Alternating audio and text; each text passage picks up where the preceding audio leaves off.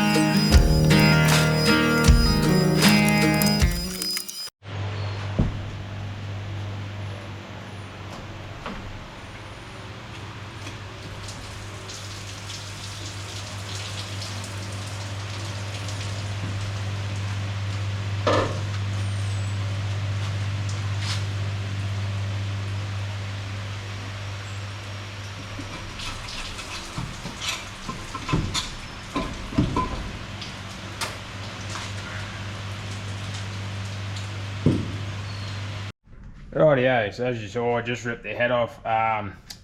Family problem. Yeah, I don't know if you can really tell on camera there, but that thing is doing a shimmy like that. It's yeah, I think you can see that.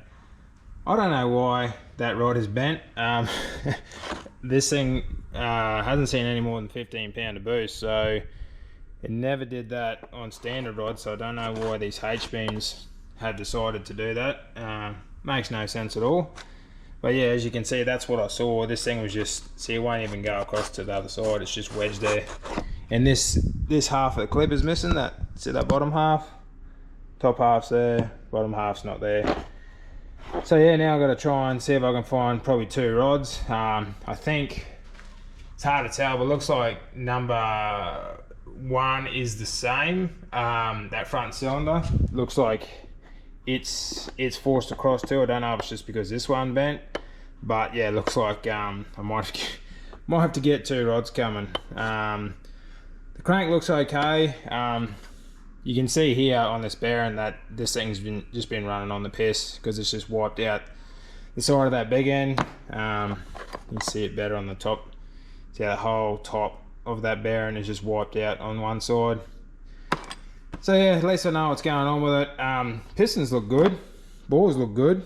Yeah, I think it's just a matter of chucking two rods in this thing. I think I got some spare head gaskets. I'll have to have a look, but yeah, got to get a top end kit coming and two rods. So yeah, probably put the pause on this until I get some rods, eh? And see what we can find.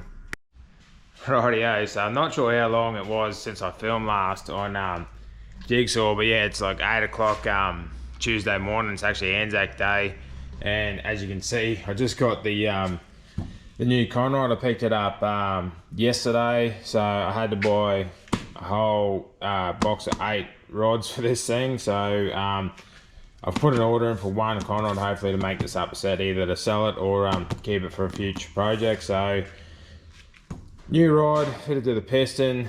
So yeah, I'll go ahead, get the bores cleaned up, get number 1 and 2 back in it, and then yeah, obviously the heads are there. The tray's just full of all the parts that have come off it. So got it all ahead of me. But yeah, so like I said, Tuesday morning now. Saturday is Motor Madness, so shouldn't be too bad. Like I've got plenty of time to get Jigsaw going, but yeah, pressure's on a little bit, so let's get it going, get it right, get it running, tune him up, and go and do some skids, eh? Let's get into it. Right, yeah, so I'm not sure what else we'll be able to see under here, but I've just cut some strips of fine sandpaper there, and got some slippery dippery stuff. I'm just going to give that, yeah, you can't really see much. I'm just going to give that journal a little polish just to make sure she's all good before we put these rods in, eh? So let's polish her up and get these rods in.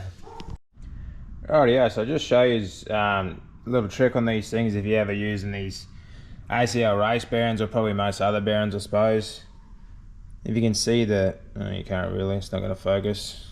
There's a U on the end of that part number there. That means upper, and on this one there's an L on the end, that means lower. So yeah, this shell's got to go on the rod, that shell goes in the cap. So yeah, just thought I'd change that anyway. I'll get these in, eh, and get it fitted. Alright, yeah, so this is the style of ring compressor I'm using. I'm not using a wind-up one. These are easy, you just sit on the block, slip the piston through, and it's tapered. So it just, yeah, pulls the rings in as it's going through. Borrowed this from, yeah, JB Automotive, John Barbagallo. So he's the guy who did all the machine work on this engine in the first place. So cheers for that, John. Let's see if we can successfully get this in. All the rings are obviously all oiled up, same as the bearing shells, so.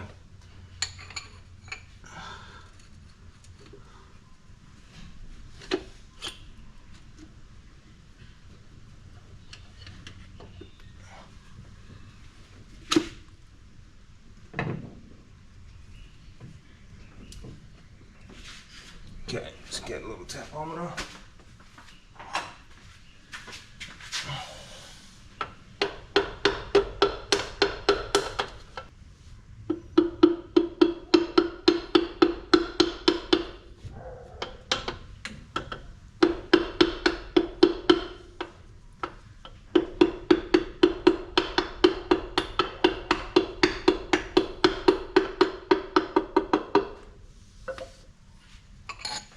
There we are, piston's in the bore. So I'll just get down from underneath, grab the rod, and just guide it onto the crank. So yeah, easy. Also, just for anyone who's curious, yeah, this is the pistons that are in Jigsaw. You can't really see. Yeah, SRP Professional 4Gs. Pretty cool looking piston. And obviously, yeah, scat crank and rods. Also, just another tip. When you guys are putting engines together, and especially if they're going to sit for a while, always make sure these little ends are yeah, really lubed up, because I've had an engine pick up before, sat for a long time, and the little ends weren't oiled enough, and it, yeah, tried picking up on the little end. So yeah, that's just yeah, cam and lifter lube. It's really sticky, really good stuff. So yeah, just be mindful.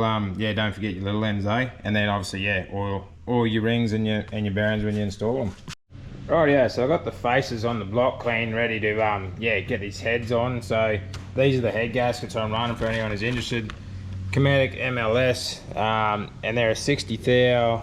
They say down there, 60 thou thickness gasket. So you can get these in, yeah, multiple thicknesses, like 30, 40, 60 thou. Those are 60, so it drops the compression a little bit more, which helps when, yeah, they're boosted. So I want to show you something else too. This is an upgrade I made a while ago on this thing. Probably can't really see it. Can you see it? Not really. Let's clean the face. Okay, see that little dot there on the inside? It's a little speck. That's what they call face cooling lifters. So it bleeds a bit of oil pressure off onto the face of the lifter. It doesn't rely on the splashing around for the oil that's going back down the valley of the engine. Actually forces oil onto the face of the cam lobe, which helps out. Takes care of the lifters, obviously more lubrication. So just thought I'd show you, a few little tidbits of what's in the engine of this thing. So anyway, I'll get back to it, Let's get these heads on. Alright, yeah, so I got them gaskets sitting on. I'm just about to clean these heads up. Just going to use the little gasket remover, little air tool to clean the exhaust and the intake side. Obviously going to take it real steady on the face and just use sandpaper. A lot of you probably already know, but when these things are machined to accept MLS head gaskets, it's a different surface finish. Like you can fit MLS head gaskets when they're not machined for it, but good chance it won't seal as good and it'll probably end up failing. So the block and the heads have been machined to accept them, so you can't just go getting violent with emery tape and coarse sandpaper, because you'll wreck your finish. So just going to use light sandpaper, clean the faces up, and yeah, that'll be good enough. Yeah, because if you destroy that face, good chance those MLS gaskets will start leaking, and yeah, bad time will be had. So I'll get these heads cleaned up and get them on, Rightio, so I've got that left hand side head on. It's all tensioned down apart from that back bolt. These run a random bolt on that corner and that corner, and the threads go into the coolant passage. So on holding valves, you got to run the sealing compound. So just letting you know that's what you're going to do if you ever. Most of you probably already know, but if you're pulling the heads off, you're holding V8, got to use the goop to seal the threads up, So I'm going to get this bolt in and get this other head on. Rightio, so both heads are on. I've got all the rockers on. I haven't done a valve set on it yet. Went ahead, cleaned up the valley there. I've got the black max on the end of the china walls there. New gaskets are on, aviation sealant's on. Clean the intake manifold up, so I can go ahead, get the intake on, get all that sealed up, and then I've cleaned the sump. So yeah, after the intake, I'll get the sump on, Rightio, so update. Yep, I've got the intake manifold on. It's all torqued up. Run a few of the lines, not everything yet. Then I went ahead and jacked the engine up, got the sump back on. Probably can't see a whole lot there, but yeah, it's back on. Now I'm moving on to the exhaust manifolds. This thing's had an exhaust leak, a little tick for ages. I couldn't find it, but I don't know if you'll be able to see it. You can see that line on that weld. I can see it's a hairline crack now, so yeah, I'll have to take care of that. Study this manifold a bit more, see if there's got any more exhaust leaks on it, but I've definitely found one of them, so yeah, they'll have to be taken care of before I put it on. But I'll put that left side on and the start putting the turbo setup on today.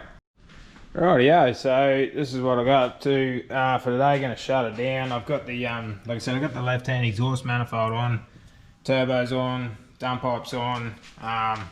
Yeah, like I said, I've got to weld that driver side exhaust manifold up, and yeah, we'll hit it again tomorrow. Should be a couple hours worth of work, and yes, you should be running. We'll shut it down, Rightio, so I just got stuck in and yeah, got this thing buttoned up. Everything should be on it. Everything should be tight, I'm hoping.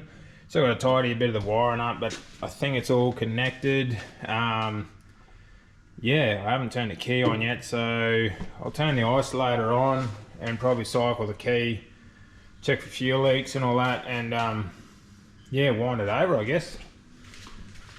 So I'll just get this out of the road.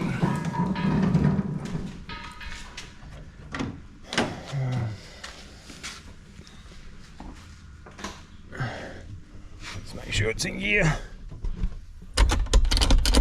In park rather. Yep, it's in park.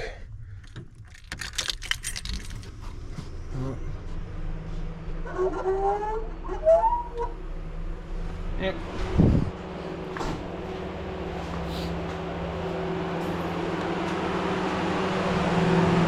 you go. pressure.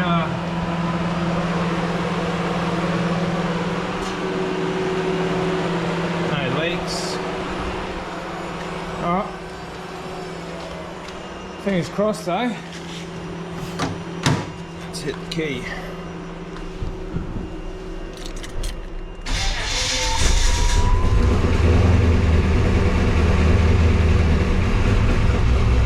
Yep, there goes the oil pressure.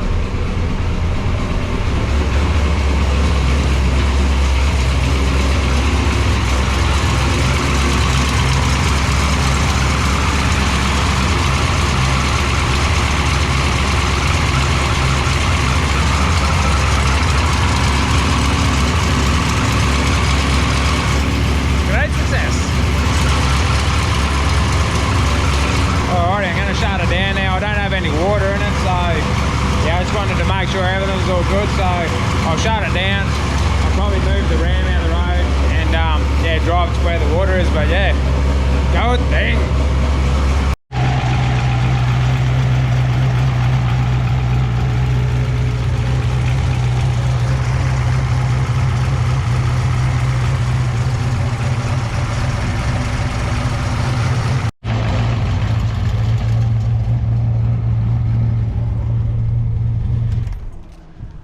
Rightio, that's gonna do it, everyone. As you can see, yeah, mission accomplished. Jigsaw's up and running. Obviously got to do a bit more tidying up, got to give it a wash, yeah, do a bit more maintenance on them, but yep, new rods are in, engine runs like a treat. So yeah, as always, thanks for watching, everyone. If you can do us a favor, like, comment, share and subscribe, and I'll catch you on the next one.